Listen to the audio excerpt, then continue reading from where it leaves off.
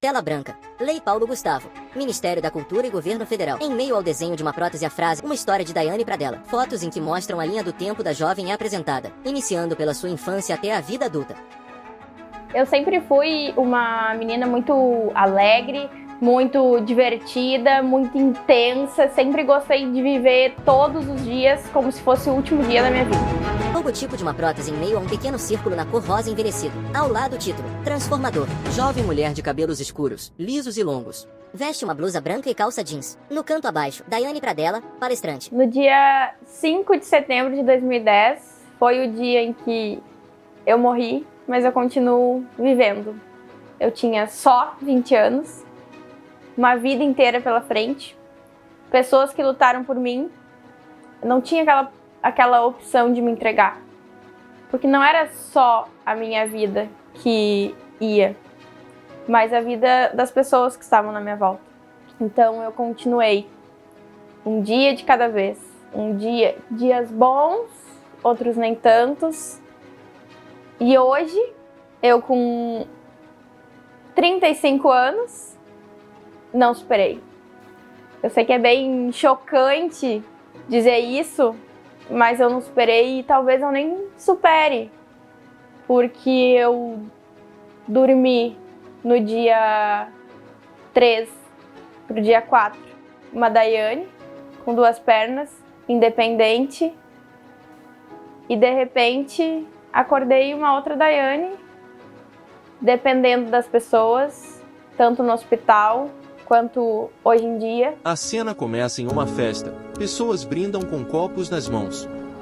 Em seguida, a imagem corta para um carro pela rua à noite. De repente, a tela escurece, deixando apenas o som de pneus cantando e da batida do veículo. Tá, mas e se? O e se não existia. Não vai acontecer comigo. E eu sempre deixei a minha mãe muito preocupada em relação a tudo isso, né? Porque a Daiane não vai. Ai, mãe, primeira coisa que a gente fala, né? Ai, mãe, tu não quer me ver feliz. Tu não quer minha felicidade. Cada um que é meu amigo, tu diz, esse não presta. Esse não é teu amigo. Esse não sei o quê. O que a gente fazia? Virava as costas, deixava a mãe, coitada, falando sozinha, rezando, pedindo a Deus que protegesse e que a gente voltasse com vida. Isso foi a minha vida inteira, porque desde nova eu comecei a sair, muito nova, comecei a ir em festa, a beber e fazer farra e ficar dias e dias fora de casa e achar tudo isso muito normal, muito natural, sem pensar que eu podia não voltar para casa, que aquelas pessoas que eu conheci ontem não são meus amigos. Então eu vivi dos meus 13 anos, quando eu comecei a sair, até os meus 19 para 20, sempre nessa vida muito intensa. Sempre trabalhei, sempre tive minhas responsabilidades, mas era aquilo, já entrava do trabalho em casa de costa. Em setembro de 2010, a gente já morava em Charqueadas e os meus amigos eram todos daqui. Eu não tinha ainda um vínculo de amigos em Charqueadas, nem cheguei a fazer nem nada. Então, o final de semana era vir pra cá. E dia 3 de setembro, a minha amiga me convidou pra vir pra casa dela, pra gente ir numa festa que tinha. E no sábado do dia 4 teria uma outra festa em General Câmara. Na época, meio jovem, tinha um namoradinho, não estava muito bem, estava meio triste. Fui na festa da sexta-feira, que foi em São Jerônimo. E no sábado eu fui para casa dessa minha outra amiga pra gente ir pra festa em General Câmara. Mas eu já não acordei muito bem naquele dia, estava meio desanimada. Mas enfim, fomos na festa. Chegando lá, eu encontrei 2 amigos. Esses amigos a gente já saía. Antes a gente estava acostumado a ir em outras festas, em sair durante a semana para comer algo, para conversar. E comentei com um deles que eu não estava muito confortável, não estava a fim de ter ido na festa, mas que fui para também espairecer a cabeça. E porque as gurias queriam ir, eu não queria ficar de fora. E um deles me comentou. Eu também não queria vir na festa hoje. Inclusive, amanhã é aniversário da minha mãe. E eu deixei um pudim assando no forno, porque amanhã eu vou assar o churrasco. Mas eu não podia deixar ele sozinho. que é um outro amigo nosso que veio dirigindo. Ele não tá muito bem, ele disse que hoje seria o último dia dele. Que ele ia fazer uma besteira. E eu disse, não vai fazer. Então hoje eu vim para ajudar ele. E a gente ficou conversando ali, nós três, e incentivando um outro, motivando. E acabei perdendo as meninas, né? Conversando com eles, as gurias foram embora. Eu não sabia nem como sair de onde que eu tava. Não tinha como voltar. Porque naquela época não tinha o WhatsApp, o celular era bem mais complicada a comunicação. E eles me ofereceram carona. Disse, olha, a gente tá indo pra São Jerônimo, se tu quiser não custa nada te deixar lá. E eu, tá bom, pode ser, aceito a carona. E o engraçado é que eu sempre costumava sentar no banco da frente. E naquele dia eu disse assim, não vou hoje no banco da frente, eu vou atrás, que eu tô cansada. Quero ligar pra minha amiga, ver se ela vai estar em casa pra me receber, porque as minhas coisas estão lá e tudo mais. E fui ligando. E nada dela atender. Aí começa tudo, né? O meu amigo que estava dirigindo começou a acelerar muito carro, bebeu a festa inteira, muito.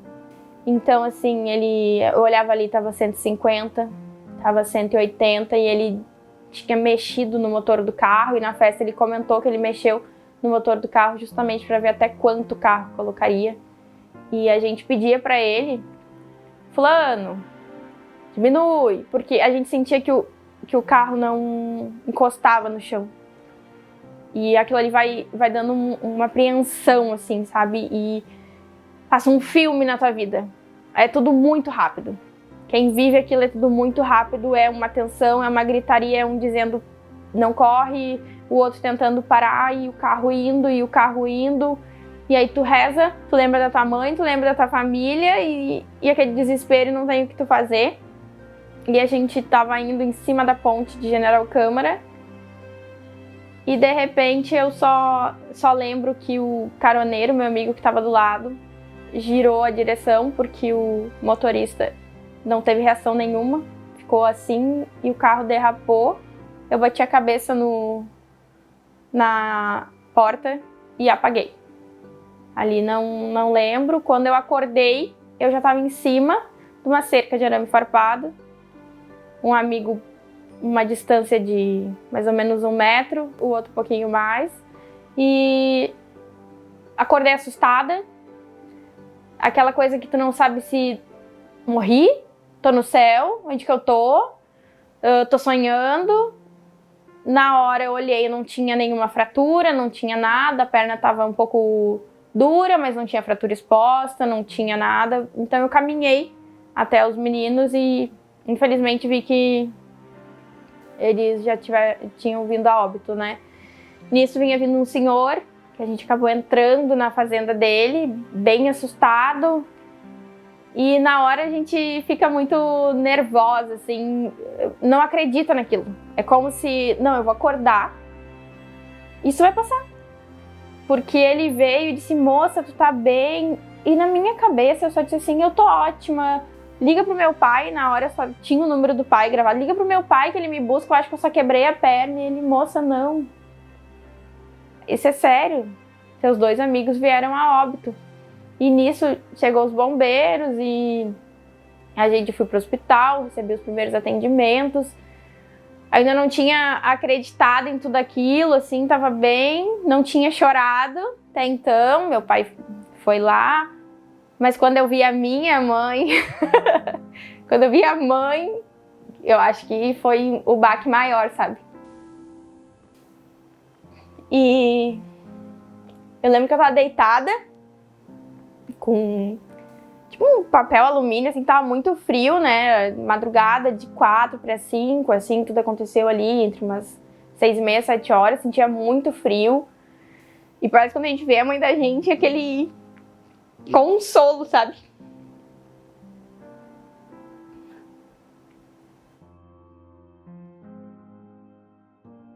Não sei se é um consolo, se é aquela coisa de que quando a mãe diz esse não é teu amigo, sabe? Tu vê o baque, assim, e cadê os amigos, sabe? E Ali começou toda a função. Tive que ir para Porto Alegre, e de um hospital para outro hospital. E poucas pessoas ligando e perguntando, aquela galera toda que eu fazia festa. Não. Aquela galera toda que eu fazia festa, minha mãe tinha razão. Ela sabia, mãe sabe, né? Mãe sempre sabe. Mãe sente. E a gente vai lutando um dia de cada vez e ela incansavelmente sempre junto comigo. Quando eu fui pro outro hospital, que eu passei por 3 hospitais, quando eu fui pro último hospital, fiz o raio-x, não tinha fratura nos braços, tinha uma fratura na coluna, tinha uma fratura na perna. Na segunda eu fiz a cirurgia da coluna, botei placa, botei parafuso. Até então tava tudo tranquilo, assim. Era pra mim ganhar alta na sexta, só que eu fiquei muito tempo com gesso na perna. E necrosou, tinha uma ferida. E acabou necrosando, e meus 5 dias viraram 11 meses. 11 meses de muita luta, de que eu não tinha aquela opção de não viver. Era todos os dias eu tinha que lutar para viver, todos os dias. Comecei o debridamento na perna, que foi a princípio diagnosticado algum fungo, mas eles não tinham identificado ainda, então eu fazia o debridamento, eu não podia me alimentar, era só chazinho com bolacha, porque eu fazia anestesia geral 2 vezes no dia. Fui debridando ali a carne, debridando os músculos. Quando chegou no osso, não tinha mais o que fazer. Um dia antes da amputação, eu falei pro médico: tira minha perna, eu não aguento mais. Eu não aguentava mais a dor, o vento doía. Eu não conseguia ver as pessoas, eu tinha que me concentrar em não sentir a dor. E uma coisa que me marcou muito foi no dia marcado, todo dia eu ia com a maca para fazer o debridamento. Mas nesse dia o olhar da minha mãe era diferente.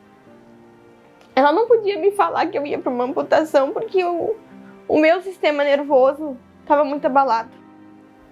E o médico disse que se me falasse eu poderia não sobreviver. E inclusive foi uma cirurgia de risco. E eu fui, e quando eu acordei, eu não tinha dor. E quando eu botei a mão, não tinha perna. Na hora, eu não consegui viver o luto. Porque a dor era tanta que foi um alívio pra mim. Minha mãe chorou, o doutor chorou, e eu lembro que eu disse pra eles: não chorem, eu não tenho mais dor. Na época era a única coisa que eu tinha. Não tinha dor, era isso que eu queria. A perna eu não importava naquele momento. O entrevistado está vestindo um terno azul, tem cabelos e barba grisalhas e usa óculos de grau. Os noticiários trazendo horrorosas notícias de óbitos ou de acidentes, que nós não chamamos mais de acidentes porque os acidentes não são... No canto de baixo da tela o nome, Dr. Fábio Caldana. Eles poderiam ter sido evitados se houvesse prudência, se houvesse a escolha de não consumir bebida alcoólica, se houvesse a escolha de não consumir drogas ilícitas, e mesmo a escolha de não olhar para o celular enquanto se conduz. As pessoas não fazem ideia do quão perigoso é tirar a atenção do trânsito olhando para o celular, teclando ou mesmo falando ao celular. E 5 segundos é um tempo que nós não fazemos ideia. É um tempo muito curto. Mas a 60 km por hora, 5 segundos é suficiente para se percorrer cerca de 17 metros. Se uma criança sai correndo atrás de um carro, 17 metros é o suficiente para um atropelamento sem frenagem. A 60 km por hora, pouquíssimas pessoas sobrevivem. O índice de mortalidade realmente é muito alto. Quando nós pensamos em álcool e trânsito, a ciência mundial já entendeu e já nos trouxe dados bastante sérios a respeito de que não existe uma dose segura. Qualquer desvio de atenção, qualquer desvio de habilidade de prática pode gerar um sinistro de trânsito, um óbito ou mesmo uma mutilação e uma sequela definitiva. Então, baseado em que a ciência já determinou que não existe uma dose segura, a dose correta é a dose zero, porque a sequela é definitiva e um óbito marca uma família e muitas pessoas pelo resto da vida, causando sequelas emocionais naqueles que ficam e sequelas físicas naqueles que levam a lesão pelo resto da sua vida. De 2010 para cá, eu venho tentando lidar todos os dias com essa limitação. A vida não volta, a vida não tem replay, foi uma escolha minha, eu não posso zerar a minha vida e, bom, agora, então, não quero mais jogar esse jogo, não quero mais essa fase, vou resetar e vou começar de novo, não tem. Então a gente bota aquele sorriso no rosto, a gente vai, a gente faz nosso trabalho, e aí no meio do dia tá tudo muito bem, de repente tu vai querer fazer uma coisa boba na tua casa, estender uma roupa na rua, e tu não consegue carregar o cesto de roupa. Ali eu já choro, ali eu já não me sinto capaz, eu me sinto a pior pessoa do mundo. Vem pensamentos ruins, pensamentos intrusivos, pensamentos que eu sei que não são corretos. E é coisa boba, é coisa que qualquer um faz. Estender a roupa, mas aquilo é como se fosse um gatilho para mim. E volta tudo aquilo que eu passei, todo aquele sentimento. E a raiva, uma raiva de mim, porque eu entrei naquele carro. Por que eu não ouvi minha mãe? Por que eu não fiquei em casa? Sabe? Por que eu quis mostrar pra todo mundo que eu tava com a galera? Por que eu não escolhi ficar de fora da galera? Era muito mais fácil alguém rir de mim, me zombar lá um ano inteiro, que fosse, do que agora. É uma vida inteira. Eu durmo e acordo sem a perna. A jovem mulher caminha apoiando-se em muletas. Seu semblante mistura determinação e apreensão. A calça dobrada revela que sua perna esquerda termina acima do joelho. Vemos a determinação enquanto a mesma foca nas aparelhagens para adaptar-se com a nova vida. Hoje se eu tivesse que dar algum conselho para os jovens de hoje em dia, eu acho que eu diria para eles: calma. A vida é uma só. E a gente não consegue pausar, refazer e continuar. Bebida e direção não dá certo. Não dá. Essa coisa de, mas eu dirijo melhor bêbado. Não. Não, porque a bebida te dá coragem. Tu tem uma coragem, mas tu não tem o mesmo reflexo. E não é nem a nossa vida, mas muitas vezes a gente pode fazer com que outra pessoa inocente, que não tem nada a ver, que muitas vezes saiu de casa para o trabalho, vai perder a vida por uma irresponsabilidade nossa. E isso não vai ferir só a gente, vai ferir outras pessoas. E isso pesa muito, né? A gente tem que ter essa maturidade, esse entendimento. Dá para viver a vida, dá para aproveitar, dá para sair, dá para beber, dá para curtir, mas vamos ser mais conscientes. A vida não volta. A moça caminha devagar pela areia fofa de uma praia, apoiando-se em muletas. Seu corpo balança com dificuldade a cada passo, enquanto suas pegadas e as marcas das muletas ficam desenhadas na areia. Com o auxílio de seu esposo, ela entra no mar, aproveitando as ondas do mar. Desde que eu me acidentei e eu vivi tudo isso, eu sempre tive algo de que eu não fiquei aqui à toa. Porque no tamanho que foi, não era pra mim estar aqui. Então não é em vão pra mim estar aqui. Só que foi tudo muito intenso, assimilando tudo, mas sempre com aquela coisa, eu preciso transformar isso tudo em algo bom, em ajudar as pessoas. Porque eu sei o quanto é difícil pra gente que é deficiente físico o dia a dia. E passar por um trauma é muito difícil. E então eu tenho dentro de mim isso, poder fazer com que toda essa minha história, toda essa minha dor posso ao menos transformar um pouquinho a vida de alguém. Pode ter 100 pessoas me assistindo. Se uma pessoa tiver uma outra consciência diante de tudo que eu falei, eu já vou estar com a minha vida ganha e aquele meu momento já valeu por tudo. Essa, hoje, eu acredito que é a minha missão nessa vida, é poder transformar a vida das pessoas. A jovem veste uma blusa preta e short jeans. Podemos ver claramente a perna que foi amputada. Com o auxílio das muletas, ela caminha sobre a areia. Ao chegar em um ponto específico, ela ergue a mesma, demonstrando sua superação.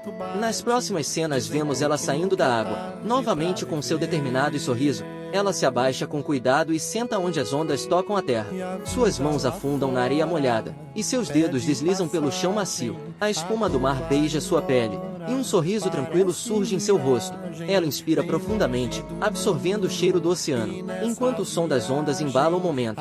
A moça liberta-se das muletas, mantém o equilíbrio em sua perna. Ela sorri levemente. A sensação de felicidade se faz presente na cena. Pra se manter em paz, um pouco mais de fé nunca é demais. Tela branca. Lei Paulo Gustavo. Ministério da Cultura e Governo Federal. Meu escudo é um pensamento. Abaixo o título do vídeo. Transformador.